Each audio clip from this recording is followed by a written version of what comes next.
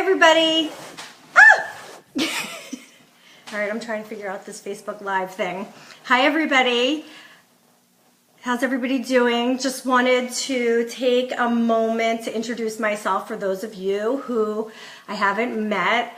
I am Elise Montgomerie, life and parenting coach, and tonight I wanted to have the opportunity to just give you guys a brief history, tell you guys a little bit about me, my journey, sort of how I got here, and why I would be the person that you would listen to. So I am the mother of two. I have almost 17-year-old son and an almost 10-year-old daughter. So when my son was born, I sort of noticed almost immediately that something was wrong. He didn't quite connect. He didn't have the eye contact that I thought he should have. He just seemed different than all the other kids. And, I asked the pediatrician, even when he was as young as 3 months old, everybody told me, no big deal, don't worry about it, blah, blah, blah, blah, blah. And I don't know, I just knew in my heart that something was off with Spencer. So by the time he was 2, I had him tested through the state, and he was diagnosed with pervasive developmental disorder, which they now call autism spectrum disorder. So quickly, I sort of went into supermom mode, and for those of you who have joined that know the story already, I apologize. So anyway, got him tested through the state, went into supermom mode, had a full team in my house by, the next week or so. And we were dealing with all kinds of things with him. We were dealing with speech, occupational therapy. He did ABA, applied behavioral analysis, to help Spencer with, generalizing information. He didn't know that a shovel and a bucket went together. So these were all skills that had to be taught to him. So, but the thing is, while all of that was going on, my adorable son, the light of my life, was such a huge pain in my butt. He did nothing but yell and scream all day long.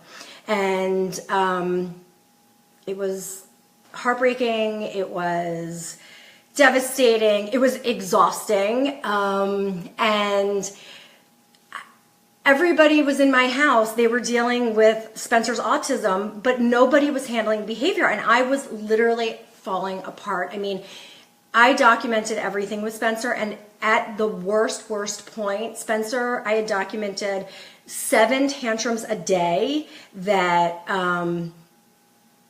lasted around an hour to an hour and a half. I mean, that's a lot of temper tantrums. And when I say temper tantrums, I have a daughter, they're not like that. We're talking like caged animals that like scream at the top of their lungs that you've never even heard in your life. And it'll buckle you. It'll bring you to your knees. And at his worst, my mother had suggested, she had some contacts in Baltimore, and we went to Kennedy Krieger, which is the pediatric arm of Hopkins. So we were in the best care.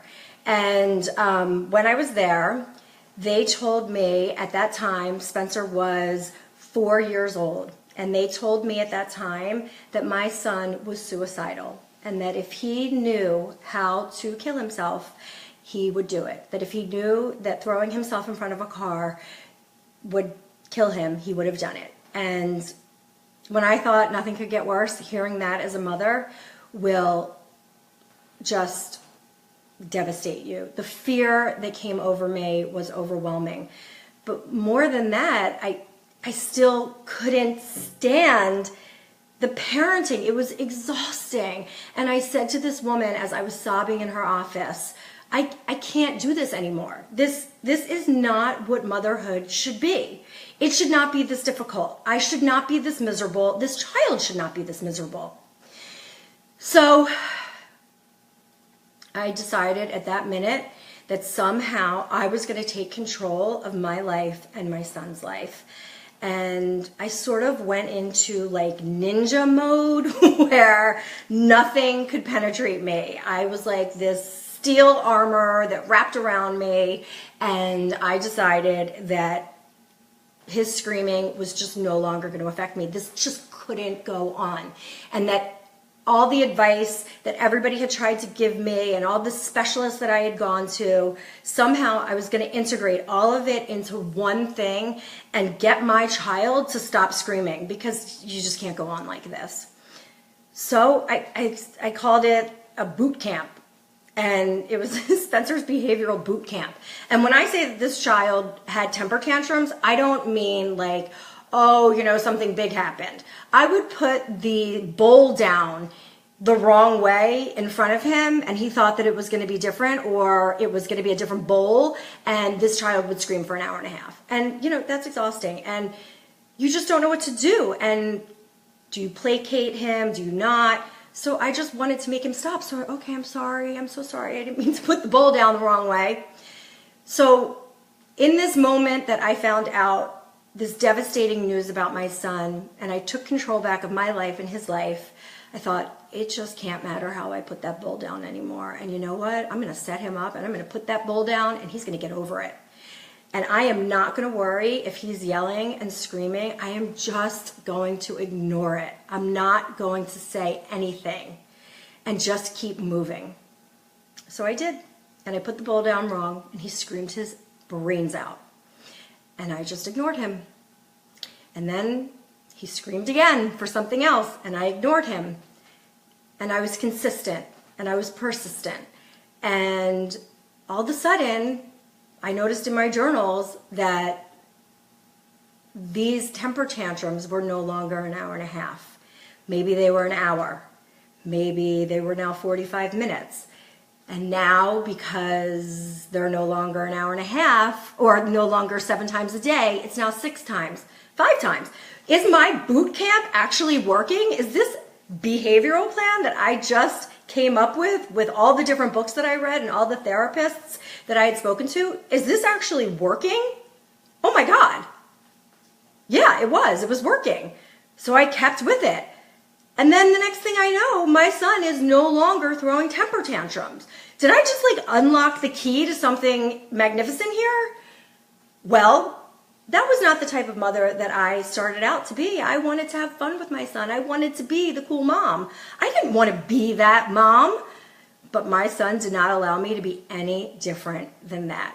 So I had to stay strong, I had to stay persistent, and I had to stay consistent. And anytime I fell off that wagon, he would let me know, because he would start screaming again. So it was very easy for me to implement this. Once I realized that I took back control of my life, which is so important for parents to understand, you can take back control of your life. If I was able to take back control of my life and have my son relinquish that to me, I swear to you, anybody could do it. Anybody.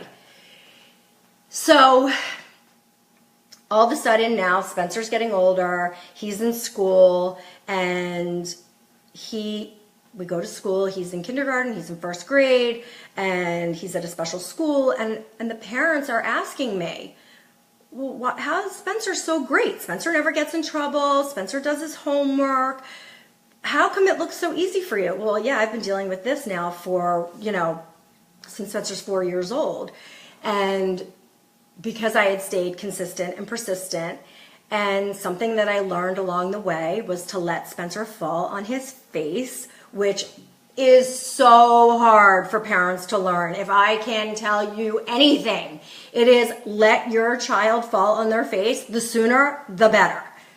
Spencer was in 1st grade, and I felt like all I was doing was nagging him to do his homework, which is so ironic because he's not loving school right now. Anyway, he's in 1st grade, and I found myself nagging. And you have to understand, with a child who's autistic, who has learning problems, sensory issues, OCD, all those kinds of things, getting a child to sit down and do homework like that is hard. So, I don't know, one day I was just too tired, and I didn't feel like nagging him anymore. And I was like, you know what, Spencer, if you don't want to do your homework, I'm not the one who has to go in and worry about it. You have to. You have to answer to your teachers. Sure enough, he went in, and you know what? He was totally horrified and embarrassed when that teacher asked for the homework. He was in 1st grade. It's different when you're in 12th grade. the feeling isn't the same of embarrassment. But that's why I encourage parents to do that at a young age. Like I said, Spencer was in first grade and he was so embarrassed. I have never to this day had to tell him to do his homework. It is the first thing he does when he comes home from school. He has a snack and he goes and he does his homework. Why? Because he was so horrified that he was embarrassed, and that stuck with him. So I think it's really, really important that parents understand that you cannot make things more important to yourself than it is to your child. Whether it is sports, whether it is, and Donna, I just saw you today at lunch and we talked about it, the cello, whatever it is, it has to be more important to your child than to you. And as a parent, you just have to teach them right from wrong, what's good, what's going to benefit them. But in the end, if they don't want to do it, you can't make them play football. They're going to be angry, and you're going to see behaviors that are going to come out as a result of that. So, okay, how do you get your kids to listen? So, I think as the children get older, you know, you have a 1 or 2 year old, 3-year-old. I think we probably all remember the book 1, 2, 3 Magic, right? So I said no, 1, I said no, 2, I said no, 3, okay, you're in timeout. I mean, come on. Like, at what age do we stop doing 1, 2, 3 Magic? It had a great place when our kids were young, but, you know, they're older now. And, you know, we have to expect, my 9-year-old, I expect when I say it's dinner time to come. I don't have to yell it 5 times. Parents so often will say to me, oh my God, I have to yell. I want to stop yelling. How do I stop yelling? Well, for starters, ask once. That's it. There's no reason to yell if you ask one time. So people say, well, then how do you get them to listen? Here's a perfect example. So my daughter, it was a couple years ago, my daughter was watching TV. And I'm a big proponent of telling your kids, warn them if they're on a game or they're watching TV, let them know in 5 minutes you're going to need to turn that off. I mean, we as people would not like it if somebody just grabbed our phone. Think about it right now. You're watching this. How would you like it if your child came in and just grabbed your phone in the middle of this and said, it's time for bed? You have to treat them the way that you would want to be treated. They're not just kids, they're people. So, which we sometimes forget. So I told Peyton, you know, you got to turn off the TV. It's, you know, we're eating dinner in 5 minutes, so get yourself ready. Okay, it's now been 5 minutes. It's time to come. I'll say it again. Peyton, sweetie, it's time to come to dinner. Turn off the TV, sweetie. Nothing. I get crickets. This is where parents make the mistake. You need to stop what you're doing, get off the phone, and go in. Thank you, Wilma. You need to go in and take control of the situation. Now, I bet everybody is sitting there saying, you know what, you're right, I'm on the phone, so I yell it again. I'm in the middle of cooking dinner, so I yell it again. No, no, no, no. You stop what you're doing. Parenting is serious business, and it takes work. It takes a lot of work on the front end, but you will reap the benefits on the back end. So I stop what I'm doing, I go over, and I say to Peyton, I don't even say to Peyton, I just simply turn the television off, and I say to her, you know what, sweetie, tomorrow we're gonna not watch TV, and TV's gone for the rest of the night. And I don't say, you're punished, the TV's taken away. You remain calm. And all I say is, we'll try in a couple days to see if you can listen better while watching the TV, because you seem to be struggling. So why don't we check again in a couple days and see how that works? Oh, well, you wouldn't believe how motivated she is to be a good listener while watching TV. So these are really just, you want to teach them sort of a life lesson. It's not about, oh, you're punished, you didn't listen to me. And you sort of make it like, oh, I'm so sorry you're struggling. Let me help you with that. I'm going to take away these temptations that make you not a great listener.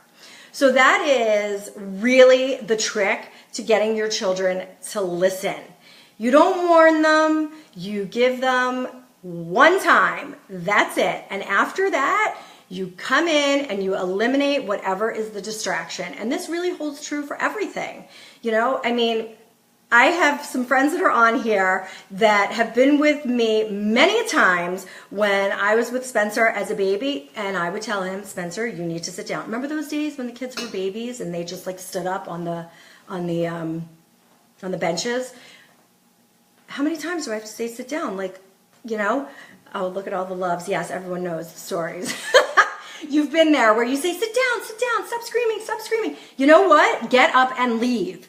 Get up and leave. I have thrown many a $20 down in my time and said, it's time for us to go. Again, it cannot be more important to you than to your child. He needs to listen. Yeah, he wants to be out and he wants to have fun at lunch. And more than anything, we as moms, we're having lunch and we're having dinner with our friends. We don't want to be inconvenienced. We don't want to get up from the table. We're having a good time. But you know what? You have to get up. You have to teach these children a lesson. They will not control you. And sometimes you have to do the hard work, but I guarantee you, your life will be so much easier in the long run. So that is my tip for today. I want to know, does anybody, oh, the electronics, yes. Okay, so Carolyn said something about the electronics. So I have something for that. I call that my electronic basket check-in. This seems to be like a favorite when I go around doing presentations. This seems to be a favorite of people. They love the electronic basket check-in. So let me explain that. So my children are not allowed to have their electronics in the morning, and at night it's the very last thing that they get. It just is too much of a distraction. And again, you notice that these things become huge distractions for the kids. So in the morning, there's no electronics. Even for my older one, there's no electronics. And, you know, you have to figure out in the morning how much time they really need to get ready. My son, my older son, he really requires an hour. So he gets up an hour ahead of time, and that gives him enough time to lollygag in the morning. That's what I call it, my lollygag time. My daughter, she can be ready, dressed, feed the fish, do what she needs to do in 20 minutes. And I just eliminate the electronics. Now, I will say that in the morning, you know, when they were younger, I sort of had to do like a hand over hand and show them, this is what I expect of you in the morning. We're going to make the bed. We're going to get dressed. We're going to do this. Okay, I need you to brush your teeth. Okay, show them that a couple times and boom, they should be good to go. I mean, I would say for the most part, my children are waiting for me by the door when I am leaving in the morning. It really should not be the other way around. Again, no screaming. Come here now. I need you to come downstairs. We're leaving for school. It just shouldn't be an argument like that. And I will tell you, eliminating the electronics, television, iPad, iPhone, whatever it is huge. Jamie said, how do you teach them to listen when they are 12? It's the same thing. The same concept holds true. Wait, Jamie, I'm going to get to that. I just want to tell the rest of the electronics at the end of the day. So when they come home from school, again, check those electronics in.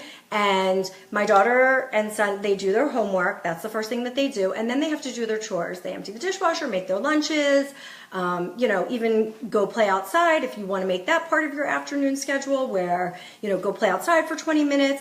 And then when finally everything is finished on the list, and my daughter had a sticky note that she used to keep on her light switch so that she knew what was expected of her. And then and only then do the electronics come out. It is like the only leverage you have as a parent. You have to use it.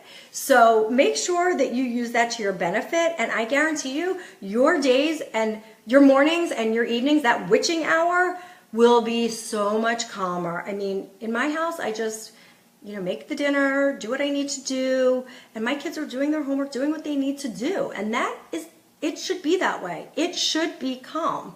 Okay, so Jamie said, how do you get a 12-year-old to listen? Okay, so honestly, Jamie, I don't know if you caught it in the beginning, what I was saying. It really is the same concept. You know, yes, they're getting older. My daughter is going to be 10 in a couple of weeks, and it's the same thing. You know, you need to take away whatever distraction is keeping them from listening. If it's an iPad, if it's an iPhone, if it is a friend, whatever it is, They need to know that you mean business when you are talking. And you need to lead up to that by showing them that when you are just one-on-one. So if she doesn't listen when a friend's over, you need to show her before that how to be a good listener. This parenting stuff takes work. It takes planning.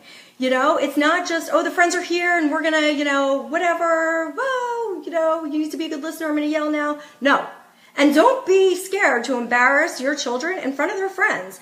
Their friends need to know that you mean business. So, so that is what I have to say about the listening. You come in hard, you come in firm, you say it one time, and you are one and done, and that is it. And take away any distraction that they have. Wilma, what about when they take way too long in the shower in the morning? Well, my son is guilty of that as well, and I bet you're talking about teenage boys. You got to allot time for that. They have to get up earlier for that long shower. My son takes like a 30-minute shower in the morning and an hour shower at night. So, like I said, you got to get them up earlier. You have to plan for these things. You know, you have to be on top of it and say, if you are going to take 30 minutes in the shower, I'm not going to nag you. We're going to be out the door. And if that means you coming in and shutting off the shower, then that's what you do. I mean, like I said, you just have to take control back of your children and, you know, let them know that it's what you say, not what they say or what they do. They make you feel like you have no control, and you do. Get in there. Shut the shower off. Let's go. I'm not kidding. Oh, you're embarrassed? Great. I didn't really want to see my 12-year-old son naked either. Let's do it. Get out of here. So they need to know that you are really, really serious. So that's what I have to say about the listening. And like I said, it really does take work. It takes a lot of work. But I will tell you that you will reap the benefits of this in the long run, because now when I tell my daughter, let's go, we're out. We are out. I have an easy household where everybody is listening. You know, there's no longer the chaos and all of that stuff that can go along with the drama of the kids. You know, multiple kids. That is like the number one complaint. Getting out of the house in the morning, getting it done at night. So I hope that was like specific enough. I know everyone wants like the easy fix, and it really is easy. You just go in and take care of it and be done and let them know that you're not messing around.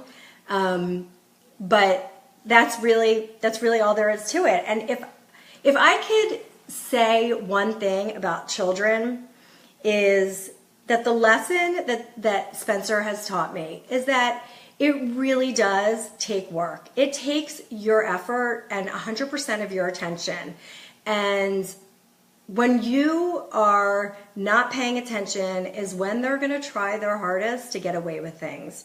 And you know, you got to be there. You have to be present.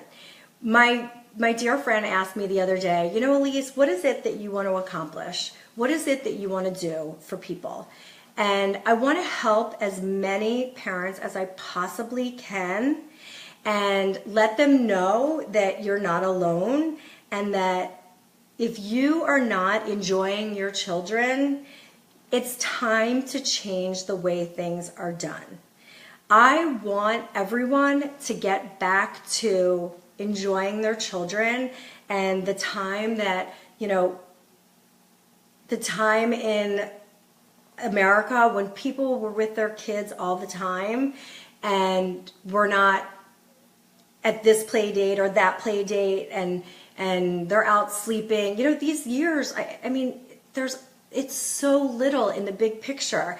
And my message is to be present with your children, and every time they're being a total pain in the ass, which is many, I'm sure, just stop yourself in the moment and just think, you know, these days pass so quickly.